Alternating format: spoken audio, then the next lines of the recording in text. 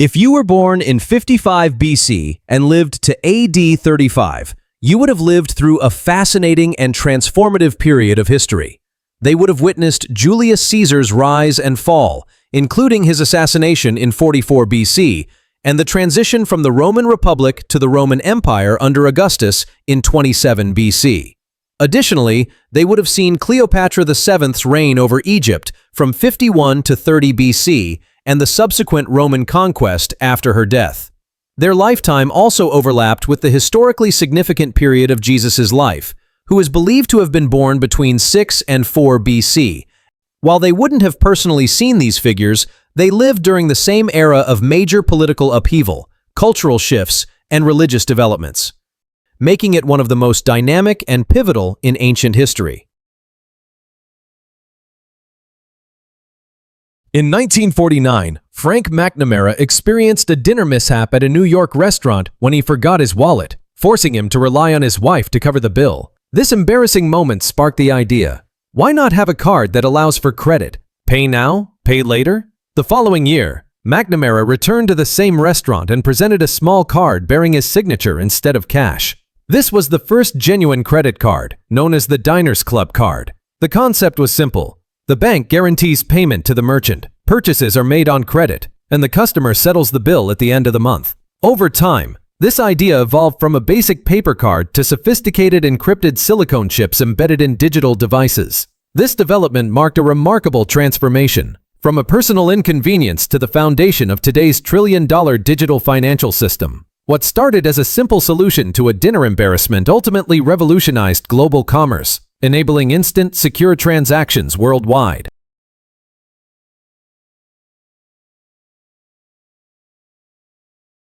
Did you know that the record for the longest and most creative presidential title belongs to the former Ugandan dictator Idi Amin Dada? Amin wasn't satisfied with a simple job description. Instead, he gave himself a title so long it sounds more like a list of ego than a formal rank. His full self-proclaimed title was His Excellency, President for Life, Field Marshal, Alhaji Dr. Idi Amin Dada, VC, DSO, MC, Lord of all the beasts of the earth and fishes of the seas, and conqueror of the British Empire in Africa in general and Uganda in particular. As if that wasn't enough, he also famously claimed the title of the last king of Scotland. Here's the catch. Almost every single one of these honors was self-awarded. While he wanted the world to see him as a doctor-level conqueror of empires and master of the animal kingdom, these titles were never officially recognized by any other country or even his own people through official channels. They were basically a one-man branding effort designed to project total power, even over the fishes of the sea.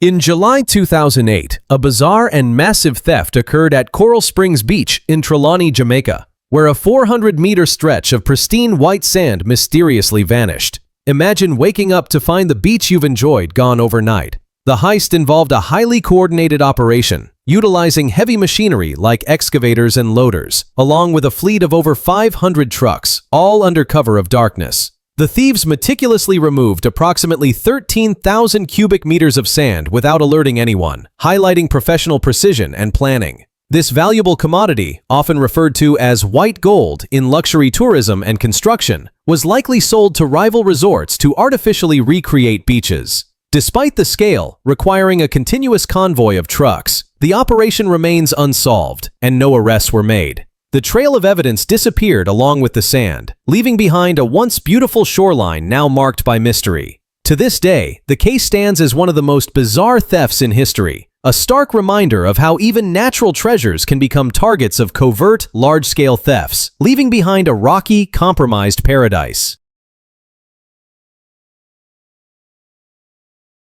Colonel Tom Parker, the sharp and controversial manager of Elvis Presley, famously showed that profit has no loyalty by selling "I Hate Elvis" and "Elvis is a Jerk" badges to the singer's loudest critics.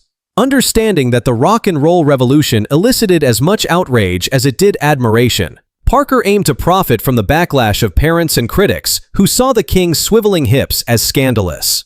By offering these buttons alongside regular fan merchandise, Parker made sure that even those protesting Elvis ended up financially supporting him.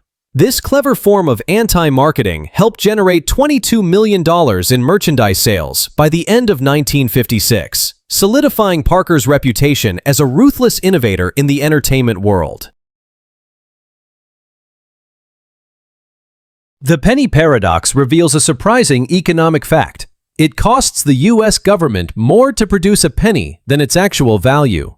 Recent data shows that manufacturing a single penny costs about 2.9 cents, while its face value is only 1 cent. This means the government loses roughly 2 cents on every penny it mints, which adds up to millions of dollars annually when multiplied by billions. The main reason for this loss is the rising cost of raw materials like zinc and copper, along with energy and labor expenses required for production. Despite ongoing debates about whether to retire the penny, the move some other countries have already made, the U.S. continues to manufacture pennies at a loss. The situation humorously highlights that a penny for your thoughts actually costs the government 3 cents. This paradox underscores how monetary and material costs can diverge dramatically, making the penny a costly coin to produce in today's economy. While the penny remains in circulation, it exemplifies an interesting and costly quirk of the nation's coinage system. If you've ever spent hours drafting a final response in your Notes app only to receive a brief K in reply, science understands your frustration. Researchers explain that texting transforms small misunderstandings into major conflicts because phones create a context vacuum. Without face-to-face cues like facial expressions and voice tone, conversations tend to stretch out. Arguments can become 3 times longer and 4 times more chaotic than in person. While thumbs are excellent for scrolling through social media, they're terrible at mediating disputes.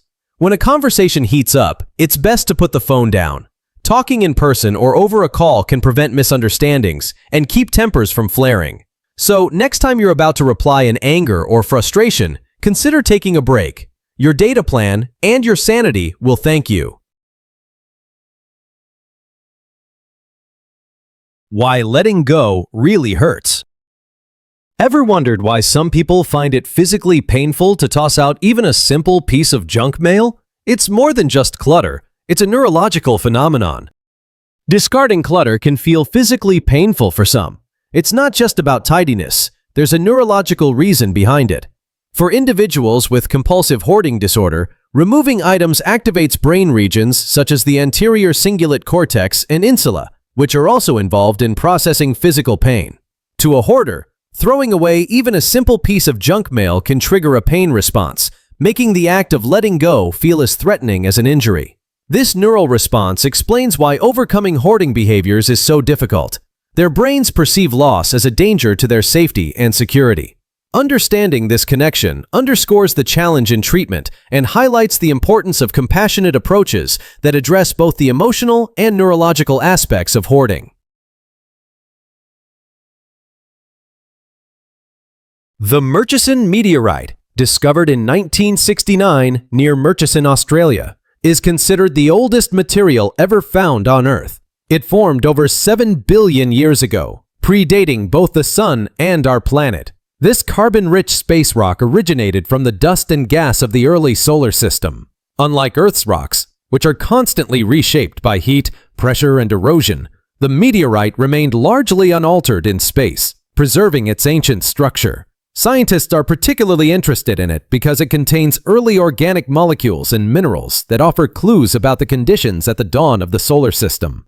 Essentially, the Murchison meteorite serves as a pristine time capsule from before Earth's formation, providing direct evidence of the building blocks that eventually led to planets and life. The left digit effect explains why most prices end in 0.99.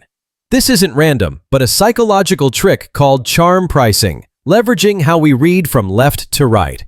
Our brains focus on the first digit, creating a big mental gap between prices that are just a cent apart. For example, $19.99 feels significantly cheaper than $20 because we perceive it as 19 and change, not a full 20. This effect occurs because our brain quickly processes the 1 before the decimal point, anchoring our perception of value to the lower number. The The power of this bias influences purchasing decisions subconsciously. Retailers intentionally use this tactic, knowing that lowering the price by a single penny can make consumers feel they're getting a better deal, even if the actual difference is minimal. Essentially, by dropping prices to just below a round number, they exploit our left-digit focus, prompting us to buy more often or perceive better value. This clever psychological trick plays on our automatic decision-making, ensuring that those tiny price differences have a big impact on our buying behavior. Imagine walking outside and seeing a literal cloud of cash drifting toward your backyard. Sounds like a dream, right? Well, for the people of World War II England, it was actually a financial landmine. Here's the part they don't tell you in history class. The Nazis didn't just want to make people rich. They wanted to bankrupt the British pound by making it worthless. But the real shocker? The plan to drop the money was actually scrapped because the Nazis got too greedy. Instead of raining it over London, they started using the fake cash to pay their own spies and buy war supplies. The forgeries were so perfect that even the Bank of England couldn't tell them apart. And for years after the war, millions of these Nazi pounds were still being found at the bottom of a mysterious lake in Austria. People tend to categorize themselves based on how they process auditory information.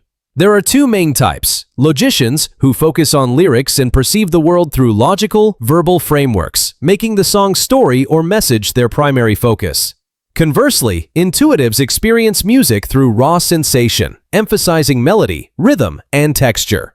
They interpret sound intuitively and often need to translate their sensory experiences into words to explain them. Understanding these differences matters because it reveals how your brain prioritizes information, whether logically or sensorially. This awareness can help you optimize your thinking by consciously drawing from the opposite style when facing challenges. It also enhances relationships by fostering empathy. Recognizing that others might process the world differently can improve communication. Interestingly, both types might enjoy the same song, but they are experiencing the music internally in very different ways. This insight underscores the diversity of perception and highlights why understanding these differences can lead to greater empathy and self-awareness. In 1934, Benito Mussolini ordered the Leaning Tower of Pisa to be straightened, considering its tilt an embarrassment to Italy. Engineers were directed to make the tower more upright by reinforcing its foundation. They drilled 361 holes at the base and filled them with about 90 cubic meters of concrete, aiming to stabilize the soil and correct the lean. However, the soft, uneven soil beneath the tower shifted easily under additional weight, and instead of supporting the structure, the concrete increased pressure on the weaker side, causing the tower to sink further and heighten its tilt. This demonstrated that without a thorough understanding of the soil and the tower's structural history, even well-meaning efforts can do more harm. Later projects, informed by detailed ground studies, achieved a safer reduction in tilt. Did you know that experiencing difficult or traumatic events can actually change your brain to better predict future situations? While nobody enjoys suffering from anxiety, betrayal, or trauma, research shows that survivors often develop a sharper ability to anticipate what might happen next. This isn't magic, it's a survival mechanism. When faced with a major shock, the brain enters a heightened state of alertness that can last a long time. This process involves advanced pattern recognition, in which the brain learns to spot potential dangers before they occur. Survivors also become hypersensitive to tiny cues, like slight changes in body language, tone, or environment that others might overlook. Because their brains are constantly scanning for threats, their predictions about future events tend to become more accurate over time. In essence, your brain doesn't just recall the past. It uses that experience to create a mental radar for the future. This remarkable ability helps survivors stay alert and prepared, turning past hardships into an unexpected advantage. Puyi, crowned China's last emperor in 1908, ruled as a child and abdicated in 1912. A funny and revealing moment for him was when he had to buy a ticket to enter his own former home. After his release, he visited the Forbidden City as a tourist and reportedly joked about the oddity of paying an entrance fee to the 178-acre palace where he had once been considered a living god. The experience grew even more surreal when he often had to correct tour guides who mistakenly mixed up his family's history with details about his furniture, highlighting how disconnected he was from his past role. This amusing episode underscores the bizarre reality of Puyi's life after abdication, blending humor with a strange feeling of revisiting a royal residence he no longer ruled. The story of the Trojan horse blends myth, history, and modern technology. Archaeological evidence proves that Troy was a real city in modern-day Turkey, with multiple layers of ruins revealing over 1,000 years of occupation. Interestingly, the specific story of soldiers hiding inside a wooden horse is likely a legend. Some historians believe the horse may have been a metaphor for an earthquake, a siege engine, or a large ship, rather than an actual object. The idea of the Trojan horse as a physical artifact appears in movies. For example, the massive wooden horse in the 2004 film Troy was a movie prop, later gifted to the city of Çanakkale. In the realm of cybersecurity, the term Trojan horse originated with Ken Thompson in the 1980s. It describes malicious software that disguises itself as legitimate to deceive users, much like the Greeks' cunning stratagem. Thompson warned that trust should not be given blindly online, a lesson that remains relevant today. Overall, these facts highlight how the Trojan horse story continues to influence both archaeology and modern technology, blending legend with reality.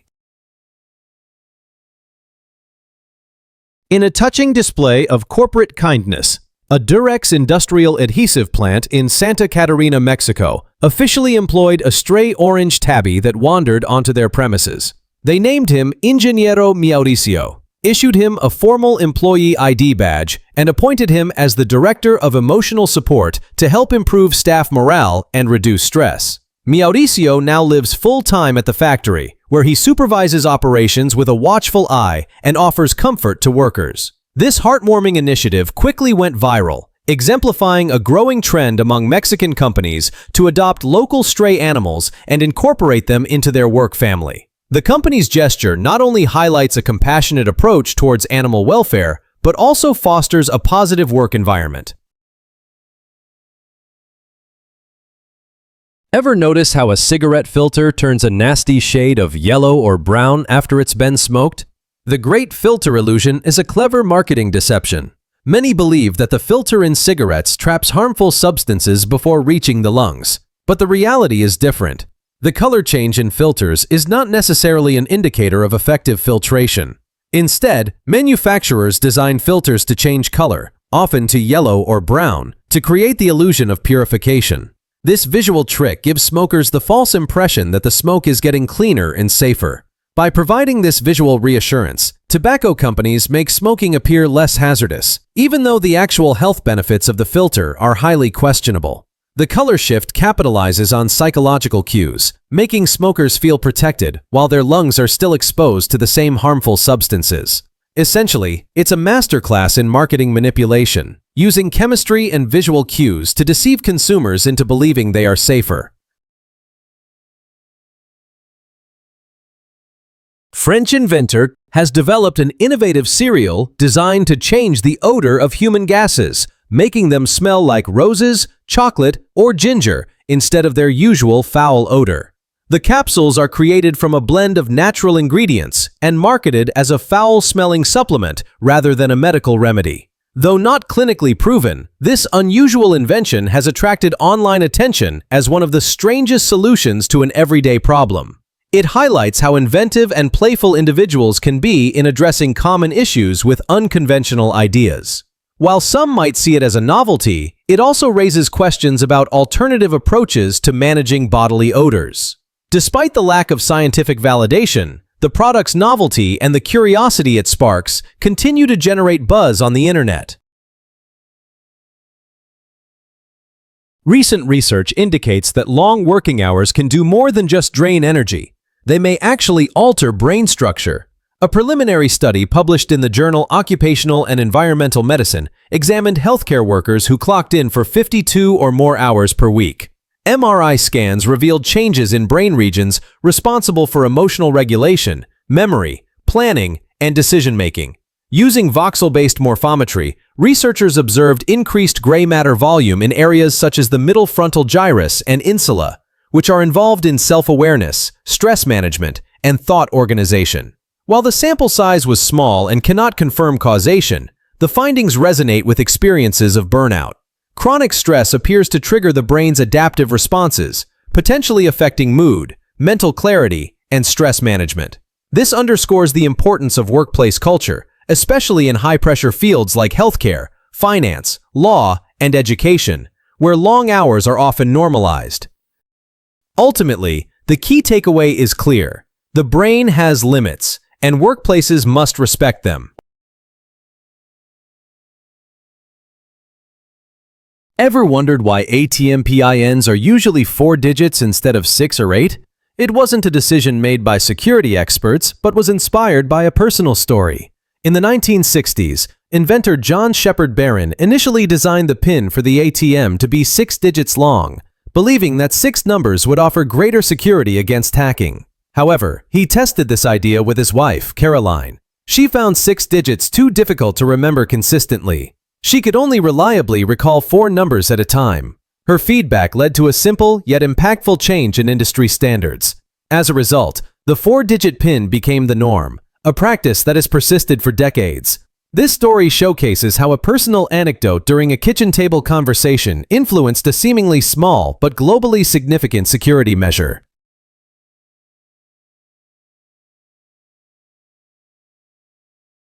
While it may sound like the plot of a bird-themed thriller, this behavior is a genuine survival tactic observed mainly in Adelie penguins. When threatened by hungry predators like leopard seals or orcas, a colony congregates at the edge of the ice in a tense standoff, where no penguin wants to be the first to venture into the water. As they jostle for position, the pressure often nudges the frontrunner into the icy sea. The other penguins then watch nervously, or perhaps calculatingly, waiting to see if the lead penguin survives the plunge. If it does, it often signals to the rest that it's safe to follow and start fishing. This behavior isn't personal. Rather, it exemplifies the selfish herd theory in action, where individuals reduce their risk by staying close to others, even if it means a dangerous leap into the unknown. This fascinating strategy highlights how survival instincts shape animal behavior in the face of predators, turning a potentially deadly situation into an organized, collective effort to minimize individual risk.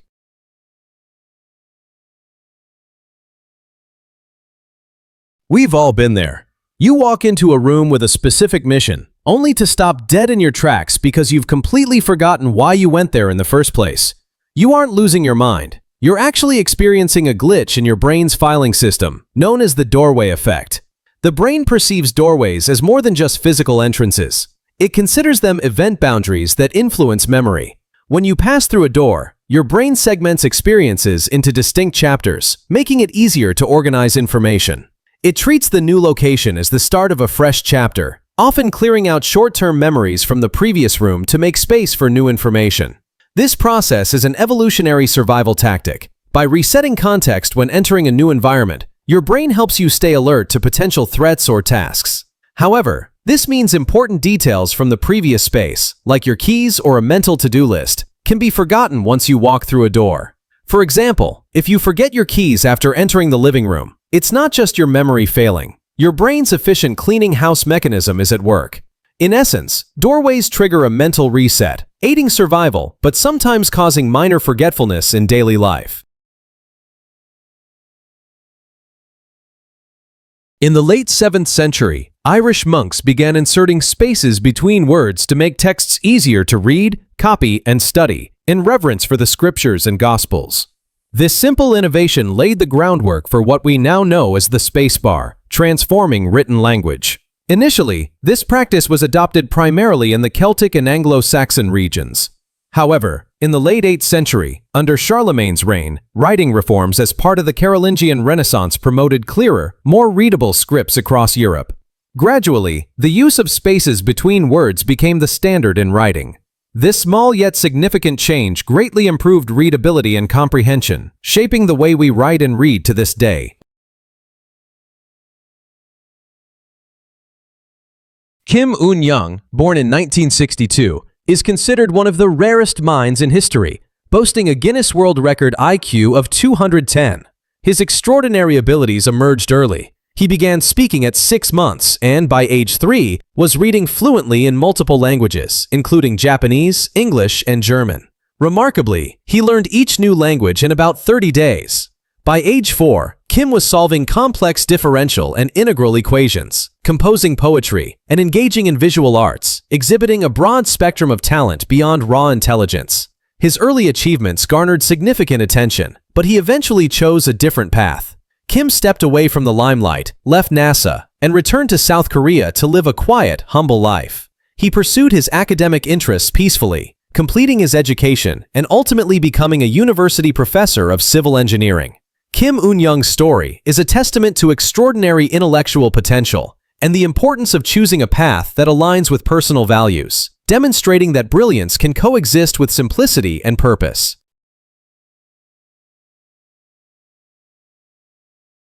Xenoturbella is one of the simplest animals discovered, lacking a brain, eyes, a heart, or recognizable organs.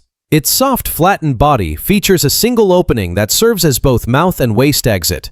Without complex structures, it moves slowly across the deep sea floor, absorbing nutrients directly from its environment instead of hunting or processing food in sophisticated ways. Its primitive form has led scientists to debate its place in the animal evolutionary tree. Some believe it represents an early branch of animal evolution, offering insights into what the first complex animals might have looked like before the development of organs and nervous systems. Others think it could be a simplified descendant of more complex ancestors. Xenoturbella challenges the notion that all life must become more complex over time. It demonstrates that survival doesn't always depend on intelligence, speed, or purpose-driven behavior. Sometimes, simply existing efficiently in a stable environment can ensure persistence for millions of years. In 1991, Soviet cosmonaut Sergei Krikalev launched into space on a routine mission to the Mir space station. While he orbited Earth, a major political upheaval occurred below. The Soviet Union was dissolving, and the government that had sent him into space ceased to exist. As the USSR disintegrated, financial shortages and political chaos delayed his return, turning what was supposed to be a short mission into nearly 10 months in orbit. During this time, Krikalev continued maintaining Mir as control shifted from the Soviet to the Russian government. Eventually, arrangements were made for his safe return, and he landed in March 1992. Krikalev became known as the last Soviet citizen, not because he was stranded, but because he left Earth representing one country and returned to a completely different one. His missions highlighted the geopolitical upheaval of the era, blending space exploration with a nation's turbulent transition, and showcasing the resilience and dedication of a cosmonaut caught in historic change.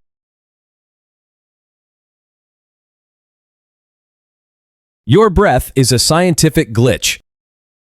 Have you ever wondered why you can blow hot air to warm your hands, but cold air to cool your soup? It's not magic. It's actually a classic physics principle called the Bernoulli principle. See, your breath isn't just air. It's a fascinating demonstration of physics. Despite always being warm, around 36 degrees Celsius, 97 degrees Fahrenheit, the way we blow it out affects what we feel. When you exhale slowly, you sense the warm air directly from your body. But blowing quickly creates a low-pressure stream that pulls in cooler room air. This phenomenon is explained by the Bernoulli principle, which states that faster-moving air exerts less pressure. So, when you blast air, you're actually drawing in cooler air from around you. To test this, grab a paper towel roll and blow through it rapidly. Because the roll blocks surrounding air, the fast-moving air you blow out will feel just as warm as a gentle exhale. This simple experiment shows how fluid dynamics work in everyday life and why your breath can feel different depending on how hard you blow. It's a perfect example of how physics explains common experiences, turning an everyday activity into a mini science lesson, proving that science is everywhere, even in your own breath. Have you ever seen a snow roller? These fascinating natural phenomena occur when strong winds blow across snow-covered terrain, forming large snowball-like shapes. Once a snow roller forms, the wind continues to push it, causing it to roll and collect more snow as it goes. Sometimes, this process creates bare ground tracks, highlighting the roller's path. Snow rollers resemble miniature versions of large rolled hay bales, but are made entirely of snow. Their formation depends on specific conditions: the right wind strength, a layer of loose granular snow, and cold temperatures. When these elements align, the snow begins to stick together and becomes shaped by the wind into spherical forms. Snow rollers can vary in size from a few inches to several feet, making each one unique. Observing them offers a glimpse into the dynamic interactions between wind and snow in winter landscapes. They are rare and temporary, often lasting only a short time before melting or breaking apart. Witnessing a snow roller is a remarkable reminder of nature's ingenuity and the complex processes shaping our winter environments. The earworm loop. Everyone has experienced a catchy song or melody stuck in their head, repeating endlessly for hours or even days. This phenomenon occurs because your brain is attempting to close an open loop, a psychological process rooted in pattern recognition. When you hear a snippet of a song, your brain treats it as an unfinished pattern that needs completing. This relates to the Zeigarnik effect, which states that incomplete tasks or interrupted experiences are remembered more vividly. In this case, your brain keeps replaying the fragment, seeking resolution. Since you often don't recall the entire song or its ending, your mind loops back to the beginning, creating a self-sustaining cycle. The desire to finish what's incomplete causes the earworm to persist. The best way to break free from this mental loop isn't to ignore it, which tends to reinforce it. Instead, listen to the entire song from start to finish. Providing your brain with a resolution it seeks allows it to file away the memory and finally shut the loop, ending the repetitive fixation.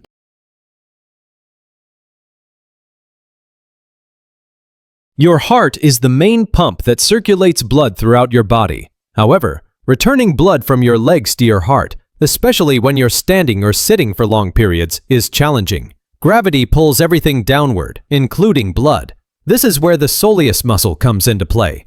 It's a deep muscle in your calf, located behind the shin bone, and it provides vital support. When you walk, stand on your toes, or move your ankles, the soleus contracts, compressing the veins in your lower leg. This action pushes blood upward, back toward the heart. Due to this constant pumping, particularly when you're active, the soleus is often called your second heart. While it doesn't replace your real heart, it helps ease the strain by preventing blood from pooling in your legs. Think of your heart as the main water pump and your soleus as a secondary pump supporting circulation. When both work together, blood moves efficiently despite gravity. Without the assistance of the soleus, especially during prolonged standing or inactivity, blood can collect in your legs, causing swelling, fatigue, or even varicose veins.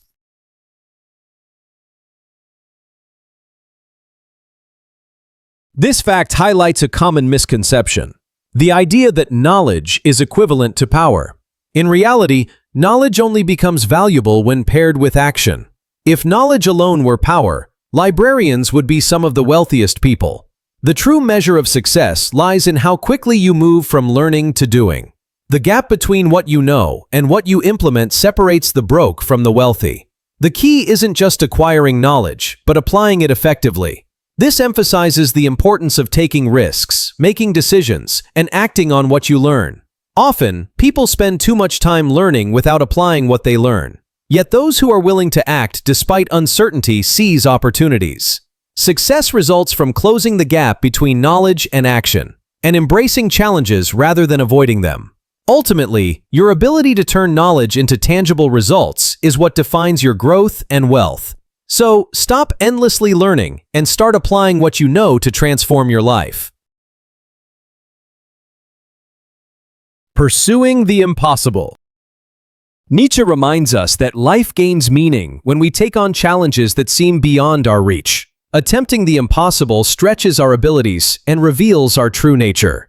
If success were guaranteed and there was no uncertainty, bravery would be unnecessary and achievements would feel ordinary.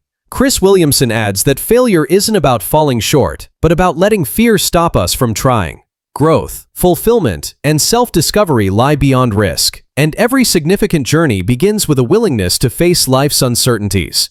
This idea is explored in a video centered on Nietzsche's quote, "There is no better life purpose than to perish in attempting the great and impossible." The speaker emphasizes that the worth of the goal often lies in its difficulty, not its ease. Risk is essential for courage and greatness. Without it, these qualities lack foundation. Redefining failure, the perspective suggests that true failure isn't falling short, but shrinking away from challenges altogether. Did you know that a notorious 20th century dictator was rumored to have only one testicle? It sounds like wartime propaganda, but there's some truth behind the claim. For years, historians debated the rumor until a long-lost medical record from 1923 emerged, shedding new light. After his arrest following the failed beer hall putsch, a prison doctor examined the future dictator. The doctor noted a condition called right-sided cryptorchidism. This medical term means an undescended testicle, one that did not drop during development. While the condition didn't limit physical abilities, some psychologists argue it may have fed deep insecurities and a drive for dominance. In 1945, an autopsy report from Soviet doctors claimed the dictator was missing a testicle, but many dismissed that as pointed sarcasm and post-war posturing. So the story lingers, balanced between history and myth. Ever wondered what pilots see at 35,000 feet in the middle of the night? While most people picture a twinkling carpet of city lights below, much of their journey is shrouded in absolute darkness, especially over oceans or uninhabited land where external light disappears completely. In these moments, pilots can't even see the nose of their own plane.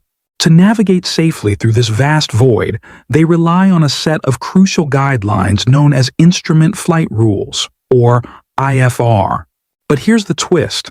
Looking into that total darkness can lead to a phenomenon called spatial disorientation. Without a horizon to guide them, their inner ear can trick them into believing they're banking left when they're actually flying straight ahead. This unsettling experience is dubbed the leans. That's why pilots are rigorously trained to disregard their instinctive feelings and instead trust the instruments on their dashboard, which ensure they stay level while their eyes perceive only a vast emptiness. Ever feel like life is getting too easy? It's not just in your head. Our brains are actually changing because of it. Remember driving a manual car? It was once a vital skill, requiring a careful dance between your left foot, right hand, and the sounds of the engine.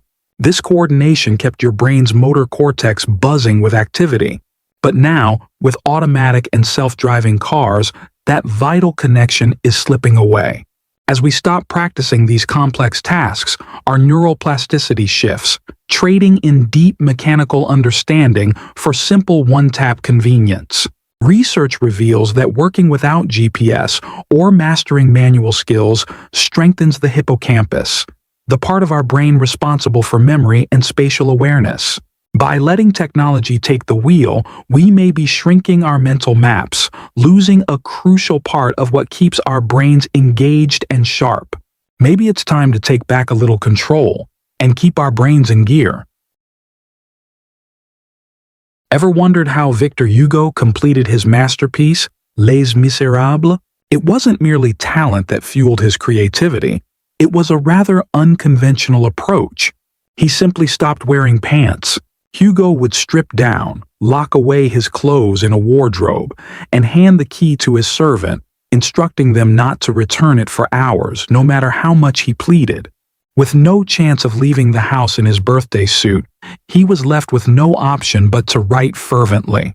This quirky method is reminiscent of what's known as the Odysseus Pact. Named for the Greek hero Odysseus, who craved the sweet siren song without succumbing to their deadly temptation, he had his crew tie him to the mast, plugging their ears with wax. Formalized by John Elster in 1979, it's all about binding your future self by removing temptations. It sounds wild, but if it worked for Hugo, perhaps it could help you meet your next deadline. Just remember to keep those curtains drawn. Ever feel like the world is getting a little too crowded? Well, hold on to your hats because biologically speaking, we're actually pretty small. Imagine this. The entire human population of Earth could fit within the city limits of Los Angeles. Sounds impossible, doesn't it? But here's the math. If we all stood shoulder to shoulder VIP concert style, we'd only need about 500 square miles. For context, the total land area of Los Angeles is roughly 469 square miles. Now, before you get too excited, picture this. it wouldn't be a very fun party. You'd have zero personal space, no room to move, and the traffic would be much worse than the 405 on a Friday afternoon. This really puts things into perspective, doesn't it? While the world feels massive, it's mostly just empty space. In the grand scheme of things, we're all just tiny specks on a very big rock. Did you know the world's first labor strike happened not in a factory or coal mine, but in ancient Egypt over 3,000 years ago? In 1157 BCE, during the reign of Pharaoh Ramses III, elite artisans in the Valley of the Kings hit their breaking point. These workers, who were paid not in money, but in rations of grain, oil, and beer, found themselves facing corruption and poor harvests. With the government failing to deliver their food, after 18 days of hunger, the workers took a stand. Led by a scribe named Amenacht, they marched into the city crying out, "We are hungry!" Even staging a sit-in at the royal mortuary temples, their demands were clear. Shocked officials offered pastries to pacify them, but the workers held firm, refusing to leave until they received their full rations. This remarkable event is recorded on the strike papyrus, proving that even the builders of the pyramids knew how to fight for their rights. Have you ever heard the bizarre claim that Coca-Cola was once green? Well, it turns out this famous fact is nothing more than a myth. When John Pemberton brought Coca-Cola to life in 1886, it sported the same caramel brown hue we know today.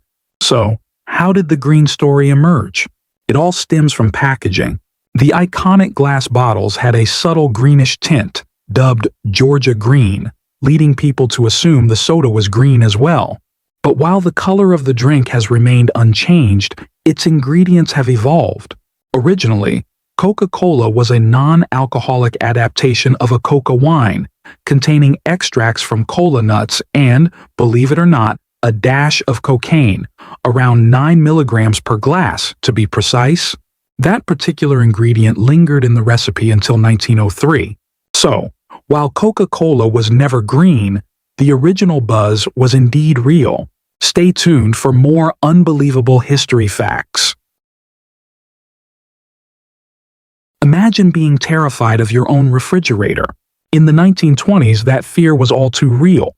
Back then, early electric refrigerators were essentially poison gas machines lurking in kitchens.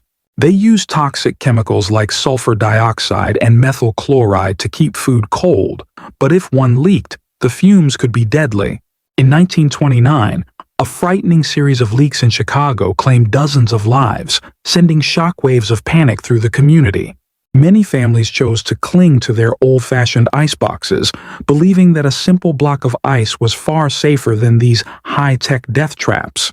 The fear was so immense that even Albert Einstein took action, designing a safer, leak-proof version. It wasn't until Freon was invented that people started to feel secure enough to welcome refrigerators back into their homes. So next time you grab a snack, remember, your fridge used to be the most dangerous appliance in the house. Have you ever wondered why every soda or beer bottle cap has exactly 21 ridges? It's not just for looks. This is a fascinating piece of engineering that transformed the beverage industry. In the late 1800s, bottling carbonated drinks was a challenge. Corks would pop off unexpectedly, and bottles could explode under pressure. That all changed in 1892, when inventor William Painter introduced the revolutionary crown cork. Painter discovered a delicate balance. Too many teeth would grip the bottle too tightly, leading to shattering glass, while too few would let the carbonation escape. After countless trials, he pinpointed the perfect number, 21. These 21 ridges create an ideal seal, maintaining pressure and allowing the cap to be opened safely. Even today, with modern materials, that 21-ridge standard endures worldwide, a testament to ingenious problem-solving. Can you really learn to read music in just 24 hours? The answer is both yes and no. Within about 10 minutes, you can crack the code of the music staff. For the lines, remember, every good boy does fine. And for the spaces, it spells out face. Congratulations! You've grasped the alphabet of music. But here's where it gets interesting. Knowing the letters isn't the same as reading them. Reading music is a high-speed challenge for your brain. You see a note, translate it into a letter, find it on your instrument and play it, all in the blink of an eye. It's a lot like learning to read. Memorizing the alphabet can be done in a day, yet it takes weeks or even months to effortlessly recognize words and sentences. So yes, you can learn the rules quickly. But the true magic of music happens when your brain moves from translating to feeling the music's patterns. A $300 billion mistake actually ended up saving the planet? When China installed solar panels across a vast desert to generate electricity, they didn't anticipate the desert's surprising response, transforming into a lush forest. The shade from the panels and the wind barriers helped retain moisture in the soil, encouraging grass to grow wildly. The vegetation grew so rapidly that it eventually covered the solar panels themselves, threatening to block their sunlight.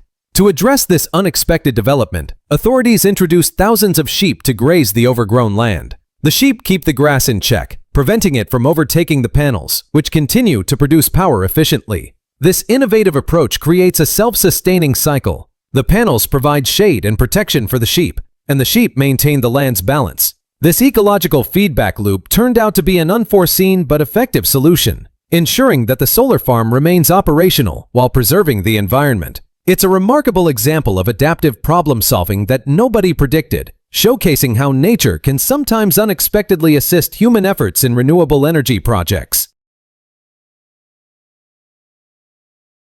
Pigeons have remarkable navigational abilities that allow them to find their way home even after being blindfolded, placed in dark boxes, and transported thousands of miles away. Their unique biological features set them apart from other birds. Pigeons can detect the Earth's magnetic field through specialized cells located in their beaks and heads, which act like a built-in compass, consistently guiding them in the right direction. Additionally, their brains contain magnetic particles called magnetite, situated in the pineal gland and brain nucleus, which respond to magnetic signals and help them identify their environment and orientation. Essentially, this natural magnet in their brain constantly points north-south, aiding their navigation. Furthermore, pigeons possess an excellent spatial memory thanks to their hippocampus, the brain region responsible for storing location and route information. This allows them to remember various locations and create a mental map, enabling them to navigate back home accurately after long journeys. Combining magnetoreception with their spatial memory, pigeons demonstrate extraordinary natural navigation skills, making them one of nature's most impressive migratory birds. Before the advent of smart screens, television technology was mechanical rather than electronic. It relied on a device called the NIPCO disc, a rotating disc with micro holes arranged in a spiral pattern. As the disc spun rapidly, the holes passed in front of a light source, effectively sweeping the reflected light. This light was then converted into electrical pulses that traveled through the air, similar to radio signals received by a tuner.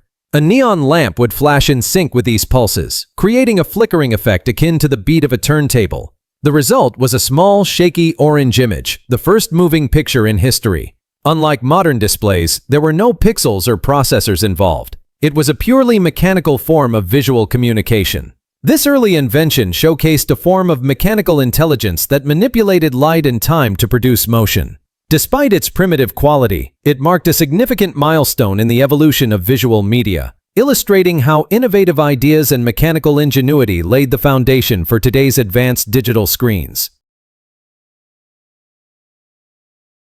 If you've ever seen newborn Dalmatians, you might think they resemble tiny polar bears more than the iconic firehouse dogs. Surprisingly, Dalmatians are born with entirely white coats. The breed's distinctive black or liver spots are actually concealed at birth, embedded in the skin, waiting to appear. This biological process is fascinating. Invisible pigment. The spots are present in the skin, but not visible on the fur at birth. It generally takes about 2 weeks for the spots to start showing through the white fur. Once they appear, the spots keep developing as the dog ages, with new spots potentially forming throughout their life. Most dramatic changes happen in the first few weeks. Think of a Dalmatian puppy like a Polaroid photo. They start out blank, and it takes a little bit of time for the full picture to develop. In 2020, scientists had to rename 27 human genes because of a widespread issue with Microsoft Excel. The software automatically converted short gene names like SEPT1 and MARCH1 into date formats such as 1st of September or 1st of March, often without warning. These unintended conversions led to serious mistakes in research data, as incorrect entries went unnoticed and were used in analyses, publications, and data sharing. This chain of errors is similar to mislabeling important files and unintentionally spreading inaccurate information. To prevent such issues in the future and ensure data integrity, researchers officially renamed these genes. This change aimed to stop standard software from misinterpreting gene names, revealing how small technical assumptions can have significant impacts in science.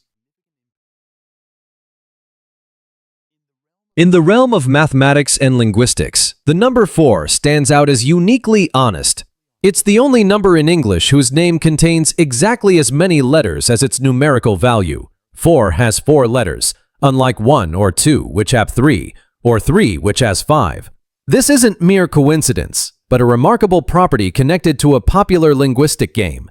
If you start with any number, count its letters, then take that new number and repeat the process, you'll always eventually arrive at 4. For example, 13 has 8 letters, leading to 8, which has 5, then 5, which has 4, and finally 4, a stable, unchanging point. This phenomenon suggests that, regardless of the starting number, all paths in this game lead to 4. Making it like a linguistic black hole, an ultimate balanced endpoint. In essence, in English, all roads eventually lead to 4. It's the only number that doesn't lie about what it is. This playful yet fascinating property highlights the unique interplay between language and numbers, evoking a sense of universal harmony.